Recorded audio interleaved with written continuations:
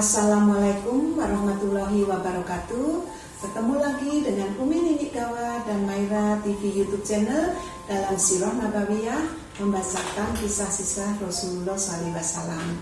Untuk hari ini bab yang ke-27, bahwa Nabi Muhammad SAW, baginda kita, Nabi besar Rasulullah itu adalah manusia pilihan, manusia mulia, manusia yang membawa semua tuntunan untuk hamba-hambanya, untuk umat-umatnya agar menjadi dari kegelapan kepada yang terang, yang baik, untuk taat beribadah kepada Allah Subhanahu wa taala.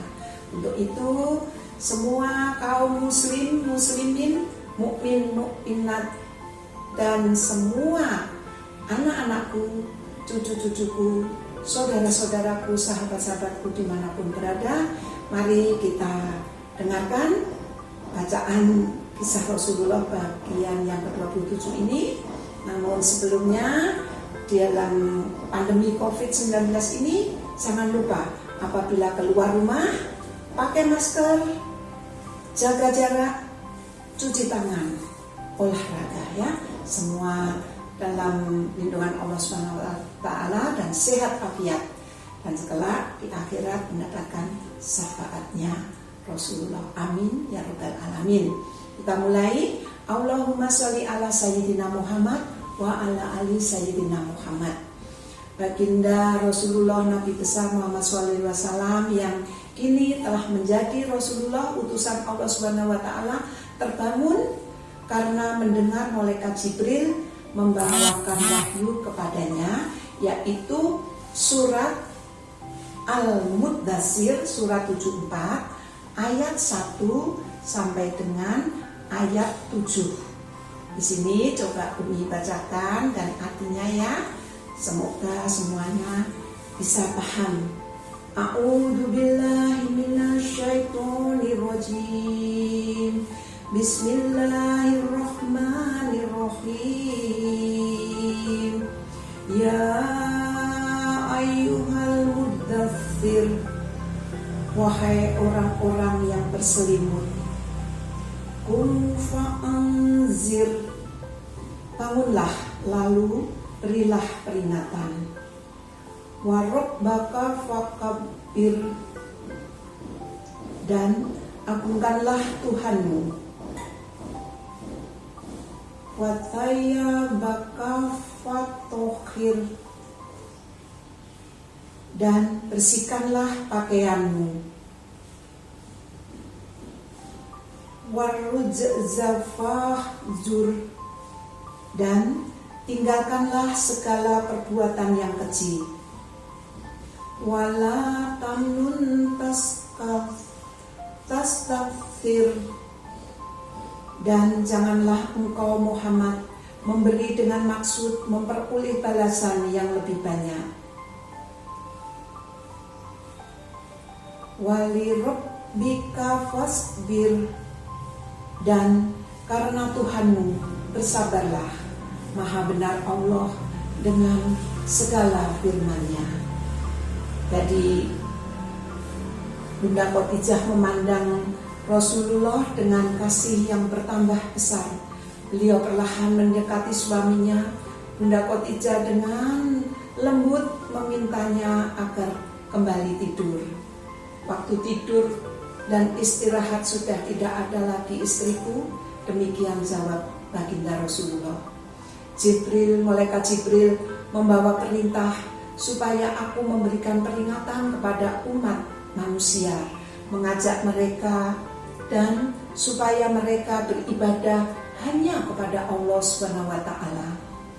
Namun siapa yang akan aku ajak dan siapa pula yang akan mendengarkan? Bunda Khadijah cepat-cepat menenteramkan hati suaminya.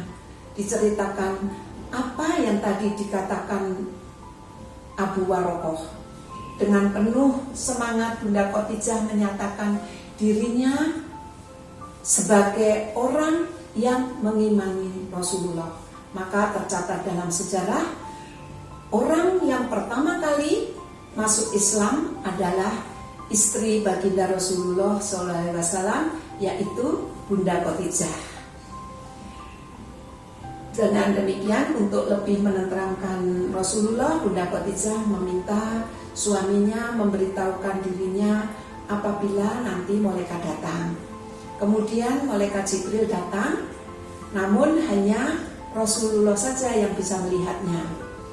Bunda Khadijah mendudukkan Rasulullah di pangkuan sebelah kanan, kemudian di pangkuan sebelah kiri, dan malaikat Jibril masih terlihat oleh Rasulullah. Namun ketika Bunda Khadijah melepaskan penutup wajahnya, Rasulullah sudah tidak melihat malaikat lagi, malaikatnya menghilang. Maka dari kejadian itu, Bunda Khadijah merasa yakin bahwa yang datang itu adalah malaikat, bukan jin. Tidak lama kemudian Rasulullah bertemu dengan Abu Waraqah bin Naufal. Saat itu Rasulullah sedang melaksanakan tawaf.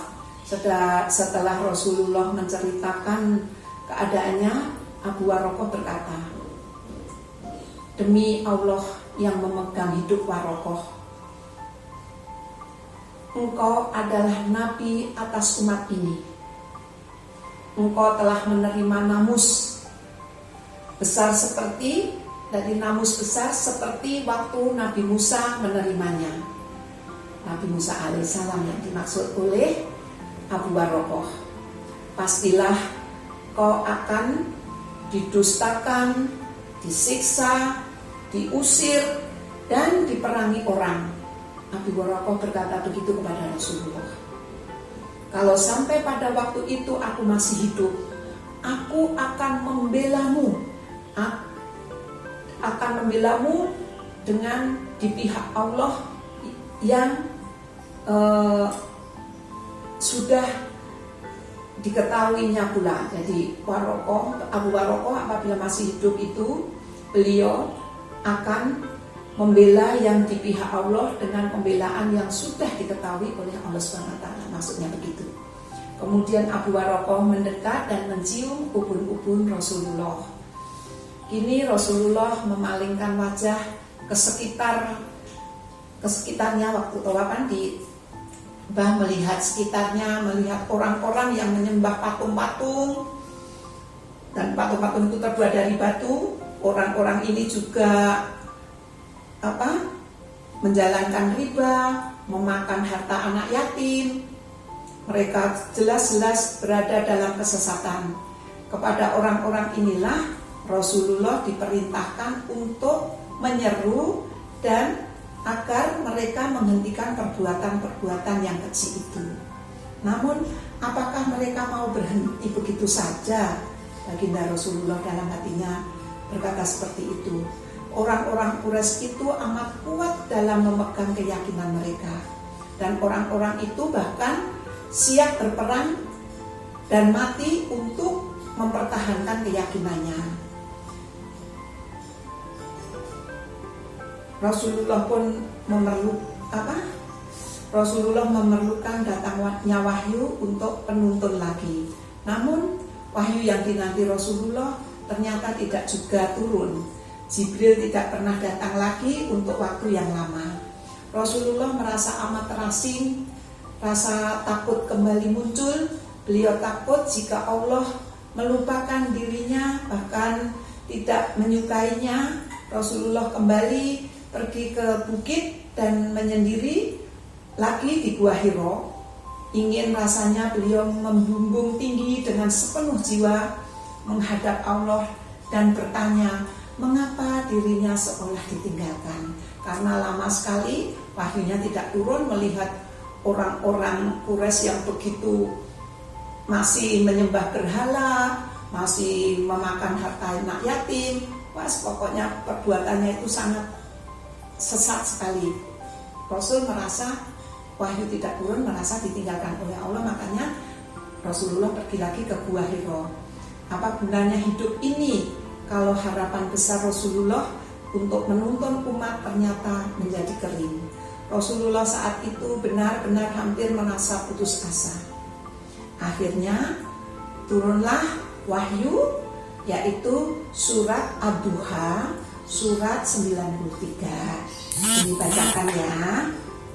A'udzu billahi minasyaitonir rajim. Bismillahirrahmanirrahim. Wadduha, demi waktu duha ketika matahari sepenggalah. Walaili idza saja, dan demi malam apabila telah sunyi.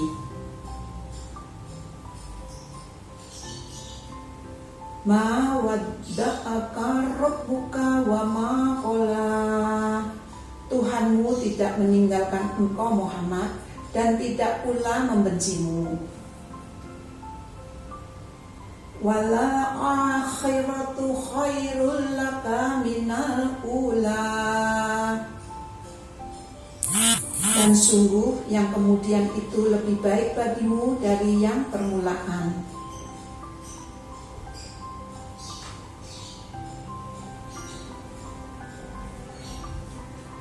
Wala sawfa yu'tika rabbuka fatardo, dan sungguh kelak Tuhanmu pasti memberikan karunia-Nya kepadamu sehingga engkau menjadi puas. Alam yajidka yatiman fa'awa, bukankah dia mendapatimu sebagai seorang yatim, lalu dia, Allah maksudnya, melindungimu.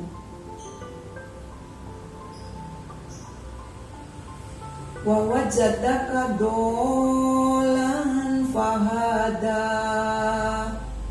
dan dia mendapatimu sebagai seorang yang bingung, lalu dia memberimu petunjuk.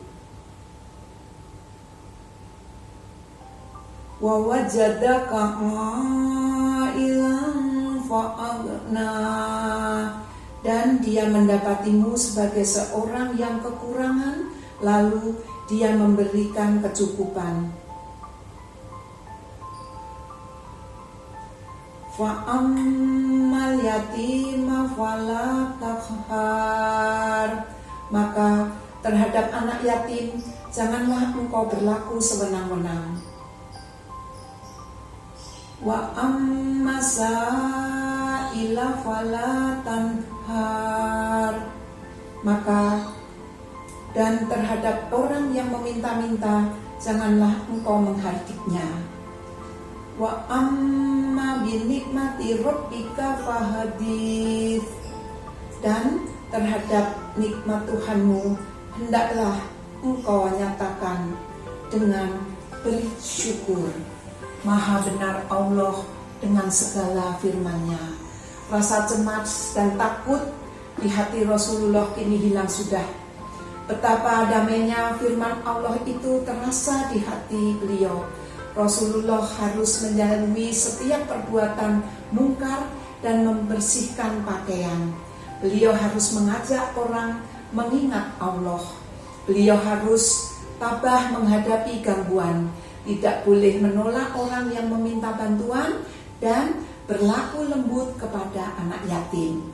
Allah juga mengingatkan bahwa Rasulullah yatim, lalu Allah melindunginya lewat asuhan kakeknya Abdul Muthalib dan pamannya Abu Thalib. Dulu Rasulullah hidup miskin, lalu Allah memberikan kekayaan. Allah pula yang telah menyandingkan beliau dengan Bunda Khadijah yang menjadi kawan semasa muda, kawan semasa beliau kawan semasa beliau bertahanuj, kawan yang penuh cinta kasih, yang memberi nasihat dengan rasa kasih sayang. Allah telah mendapatkan Rasulullah tidak tahu jalan, lalu diberinya beliau petunjuk kenabian. Cukuplah semua itu, hendaklah mulai sekarang Rasulullah mengajak orang kepada kebenaran sedapat mungkin, sekuat mungkin, untuk mengajak kebenaran kepada umatnya yang sudah sesat. Untuk hari ini pertemuan dengan Umi Nini Gawat bab 27 di sini dulu, sampai bertemu lagi insya Allah dengan bab yang ke-28. Jangan lupa like, subscribe, komen, dan bagikan. Terima kasih. Apabila ada tutur kata yang salah, mohon dimaafkan. Billahi taufiq wal hidayah. Wassalamualaikum warahmatullahi wabarakatuh.